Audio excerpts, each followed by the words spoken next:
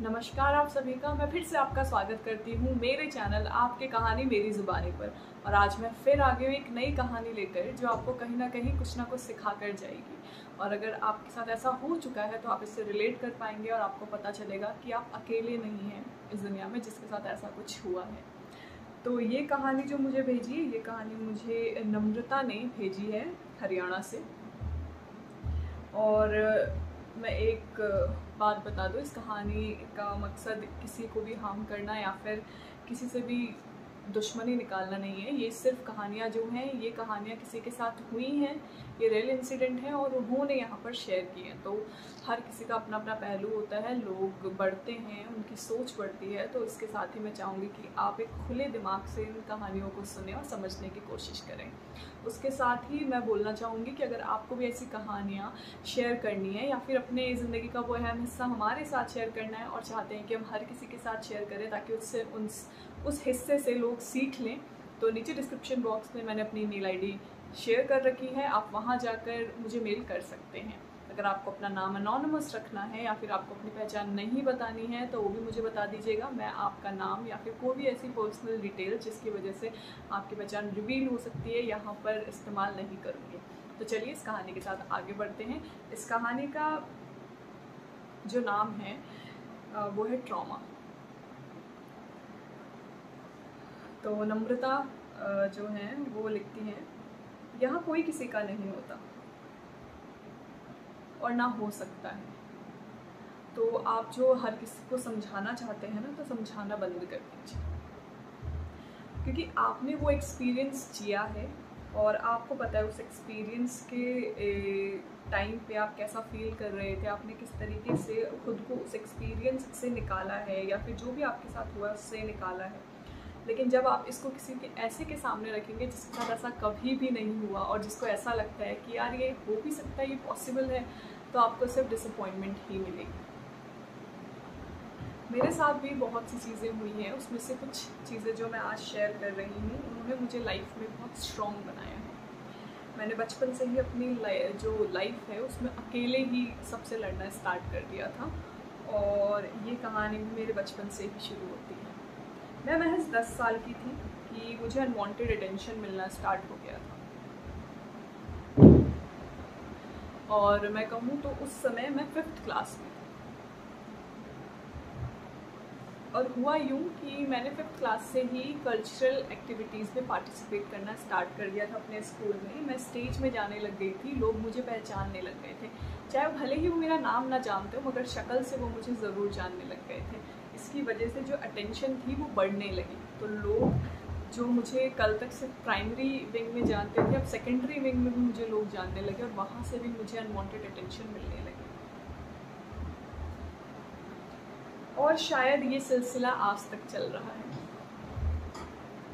मैं जैसे जैसे बढ़ती रही, उस समय अगर मैं बोलूँ तो बचपन में तो बच्चे थे हम, तो इतना कुछ समझ नहीं आता था, ठीक है। तो जो सीनियर बॉयज़ हुआ करते थे या सीनियर्स हुआ करते थे वो कुछ भी बोलकर चले जाते हैं और हमारे गालों को टच कर लेते हैं, तो हमें इतना कुछ फ़र्क नहीं पड़ता था। हमें लगा शायद वो हमें क्यूट या फिर कुछ प्यारा सा समझकर ऐसी चीज़ें कर रहे हैं, क्योंकि ये चीज़ नॉर्मल थी। लेकिन जैसे जैसे मैं बड़ी होती रही वैसे वैसे मुझे हरास करने का तरीका भी बदलता रहा। पहले तो कमेंट्स तक थे, लेकिन अब वो कहीं ना कहीं मेरे कैरेक्टर पर उंगली उठाने लगे।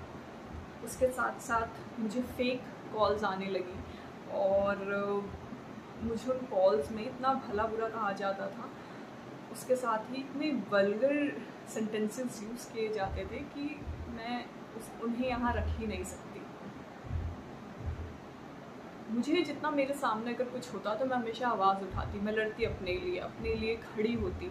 लेकिन मैं कितना करूँ या कितना करती उस समय। मैं बच्ची तो थी, मतलब मैं 6th में थी, फिर 7th में थी, 8th में थी, मतलब मैं सच में बच्ची थी। और मैं 90s किड हूँ, तो उस टाइम पे हमारा बचपन वाला ही होता है, हमें नहीं पता होता। और हमारे माँ बाप इतने ज़्यादा कंजर्वेटिव या कहूँ एक ऐसी जनरेशन के थे कि तब जनरेशन गैप बहुत ज़्यादा था। उन्हें नहीं पता था कि इस दुनिया में ये भी चल रहा है, तो उन्होंने कभी हमें इसके बारे में सिखाया ही नहीं क्योंकि उनके साथ वो चीज़ नहीं हुई ना, तो उन्हें नहीं पता था। तो उन्होंने कभी ये नहीं बताया बैड टच क्या होता है, गुड टच क्या होता है, कभी कुछ हो तो हमसे आके बोलो, या तुम्हारी कभी इसमें गलती नहीं हो सकती। मैंने हमेशा ये समझा मेरी ही गलती है, इसलिए मैं हमेशा चुप रही।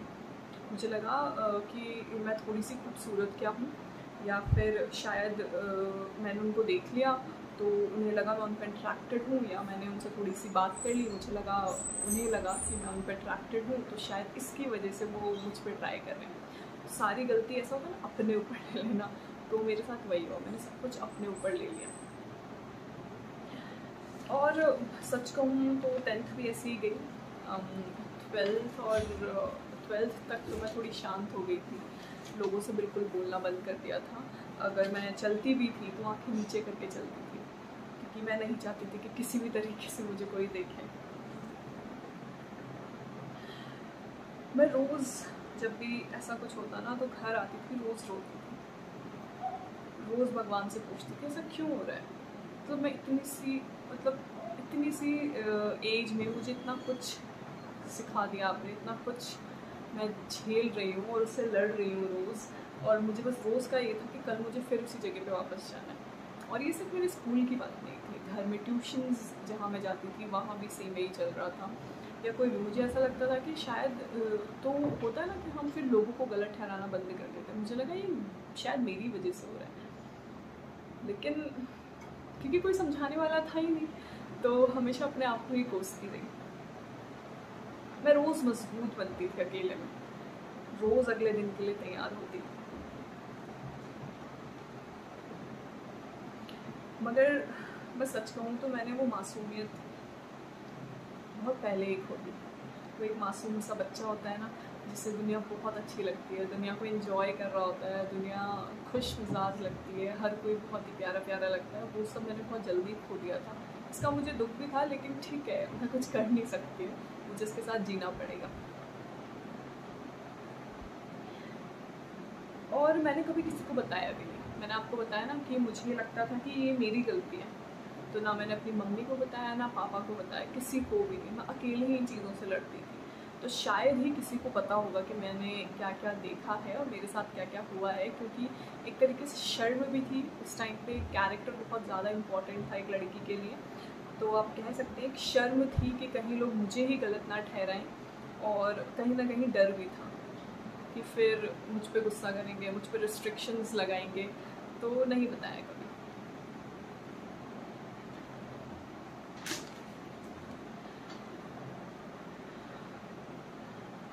मुझे पता है, जब मैं कभी अपने फ्रेंड्स के साथ बैठती थी और वो कहते हैं लड़की होना तो कितना आसान है, तो मुझे लगता था यार कैसे बोल सकते हो तुम ये, मुझसे पूछो। लड़की होना आसान नहीं है, और अगर आपको लगता है ना लड़की होना आसान है, तो एक दिन ज़रूर लड़की बन के देखिएगा, आपको खुद पता चल जाएगा कि किस तरीके से लड़कियां अपनी पूरी ज़िंदगी काट रही हैं, और आप नहीं कर पाएंगे।